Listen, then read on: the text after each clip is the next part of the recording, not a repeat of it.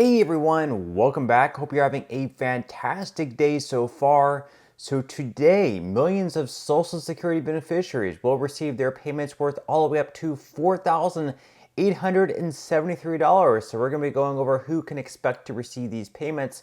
Plus, the GOP, the Republicans, released their new plan ahead for 2025, their platform for 2024. Of course, if Donald Trump is reelected back into office in November, we'll be covering that as well. But before we go ahead and dive into the main content of today's video, if you wouldn't mind helping me out real quickly by just giving this video a like, that just helps out with the good old YouTube algorithm, and also consider subscribing to my channel if you have not already. Plus, if you would like to receive up to $200 in free stock or $200 in free cash, in a pinned comment below, I will be leaving a link to Robinhood. All you have to do is once you click on that link, is just sign up for a free account and then simply link your bank account. You do not even have to make an opening deposit. At that point in time, Robinhood will be sending you one free stock worth all the way up to $200. And if you'd rather just have the cash, all you have to do is once you receive the free stock, it's just sell for what it's worth and then transfer the cash value right back to your bank account. Okay, so diving right into our first story of today's video, well, the Republicans released their new plan, their 2024 platform. And of course, a lot of this involves if Donald Trump is reelected in November 2024, and if Republicans keep their majority in the House, and if Republicans can actually get the majority in the Senate, and they try to get as close to 60 seats as possible, because in order to pass most pieces of legislation, they would need to have at least 60 votes in order for anything to clear the Senate. So we're going to take a quick look at this. They start out by saying, to make clear our commitment, we offer to the American people the 2024 GOP platform to make America great again. It is a forward-looking agenda that begins with the following 20 promises that we will accomplish very quickly when we win the White House and Republican majorities in the House and the Senate. So, of course, the first one is to seal the border and stop the migrant invasion. The second one, carry out the largest deportation operation in American history. The third, end inflation and make America affordable again. The fourth one, make America the dominant energy producer in the world by far. The fifth, stop outsourcing and turn the United States into a manufacturing superpower. The sixth, large tax cuts for workers and no tax on tips.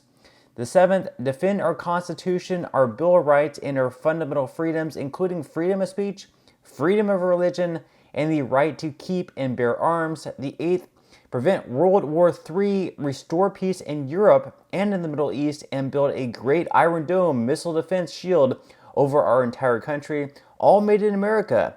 The ninth, end the weaponization of government against the American people. The 10th, stop the migrant crime epidemic, demolish the foreign drug cartels, crush gang violence, and lock up violent offenders. The 11th, rebuild our cities, including Washington, D.C., making them safe, clean, and beautiful again. The 12th, strengthen and modernize our military, making it without question the strongest and most powerful in the world. The 13th, keep the U.S. dollar as the world's reserve currency. The 14th, which I think a lot of you guys probably be the most interested in, fight for and protect Social Security and Medicare with no cuts, including no changes to the retirement age. We're going to be going over that in just a second as well. The 15th, cancel the electric vehicle mandate and cut costly and burdensome regulations. The 16th, cut federal funding for any school pushing critical race theory, radical gender ideology, and other inappropriate racial, sexual, or political content on our children. The 17th, keep men out of women's sports. The 18th, deport pro-Hamas radicals and make our college campuses safe and patriotic again. The 19th, secure our elections, including same-day voting, voter identification, paper ballots, and proof of citizenship. And finally, the 20th, unite our country by bringing it to new and record levels of success. So leave your thoughts and comments below. Are any of those ones that you would, disagree with? I feel like across the board, these are viewpoints that I think most Americans would probably agree with. I don't see that any of them are necessarily controversial in any way. as far as deportations go, I'm not sure how they're going to deal with people who come over here and they have not committed any crimes, and maybe they have families, and maybe they're working a good and stable job, and they're staying out of trouble. If they're going to make exception for that, or there's not going to be any exceptions across the board. Then as far as Social Security goes, they mentioned there are no cuts, including no changes to the full retirement age. Again, we do have a solvency issue coming up in the next 8 to 10 years where if nothing is done, there are going to be cuts across the board. So by making no changes at all and keeping on our current path, well, in turn, there is going to be cuts. So something will have to be done, whether that's raising the full retirement age for younger workers, raising taxes, or a combination of all of those, or just, finding another way to bring more money into the trust fund. Because the fact is right now we have fewer younger workers right now in the workforce paying into the trust fund than we have people taking out. So the pyramid is kind of getting flipped upside down, whereas before we had more workers paying into the system and fewer people collecting the benefits. Now we have all those workers before that were paying into the system. Now they are in the system and they're receiving all the benefits, but yet we don't have enough young people working.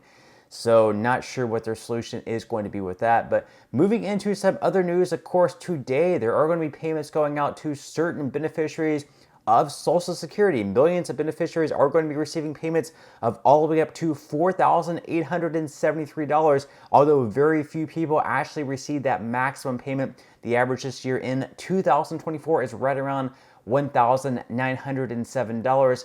So according to Newsweek, Social Security update, payments of up to $4,873 to go out this week. So millions of Social Security recipients will receive their monthly payment this week, this Wednesday, July 10th. Social Security retirees with birthdays that fall between the 1st and 10th of any given month will be sent their retirement check by the Social Security Administration. Not every recipient is paid on the same date. Payments for those born on dates later in the month will receive their payments in the coming weeks. Retirement checks are usually distributed on a Wednesday starting in the second week of the month, unless a retiree also collects SSI, which for those is very limited or no income, or has been collecting Social Security payments since before May of 1997. Payments to these beneficiaries are made on the 1st and 3rd of the month, respectively. Those with birthdays between the 11th and 20th will be paid next Wednesday on July 17th, followed by those who were born between the 21st and 31st being paid on the following Wednesday, July 24th. So once again, today, if you were born between the 1st and 10th of any given month, you'll receive your Social Security check. This is not like a stimulus check or anything like that. This is just your normal payment that would be going out that you should have been receiving all year long. Now, moving into some other news, of course, yesterday we had Donald Trump down in Florida campaigning in a state that more than likely he's going to win, but he sort of flirted with the idea who could potentially be his vice president, his running mate, that he is expected to announce within the next week. Of course, we do have the RNC convention coming up, and we've had a few different names floated out there. We've had like J.D. Vance, Marco Rubio, the senator in South Carolina, Tim Scott. We had the governor of North Dakota and Kristi Noem, but since she came out with that story of shooting her dog, I think her name has fallen a little bit down in the ranks because Americans love their dogs, and the fact that you telling your story that you shot a dog and sort of how proud you were, that obviously it's going to rub most Americans the wrong way. But down here in Florida yesterday, he was kind of teasing that perhaps Marco Rubio, of all people, could actually be his running mate. So according to The Hill, Senator Marco Rubio joined former President Trump at a campaign rally in Florida on Thursday as the senator has emerged as one of the finalists to be Trump's running mate. Rubio addressed the crowd well before Trump took the stage, attacking President Biden and Vice President Harris and questioning whether Biden was fit to remain in office. Trump made multiple references to Rubio during his remarks, directly acknowledging the speculation about whether he could choose the senator as his vice president. At one point, Trump took note of all the media attendance at the Doral rally, saying, "I think they probably think I'm going to be announcing that Marco is going to be the vice president. Later in the rally, Trump was highlighting his idea to eliminate taxes on tips for service workers when he addressed Rubio. Marco, you're going to vote for it, I hope. Well, you may or may not be there to vote for it, but you will be involved. And sources have told The Hill that the former president is focused on Rubio, Senator J.D. Vance, and North Dakota Governor Doug Burgum as his top potential running mates, though Rubio and Vance have reportedly been at the center of discussion. So we'll have to see who he ends up selecting. Now, one kind of different thing here, of course, is that Trump does have his residence in the state of Florida. And, of course, Rubio is a senator in Florida. And the hang-up there is that you can't have a president and a vice president residing in the same state. So Rubio would have to change where he lives officially, or I guess Trump would have to. Not sure exactly how that would work. It would be a similar situation if Gavin Newsom ends up taking over for Biden. We have a Newsom-Harris duo. Both, of course, are from California.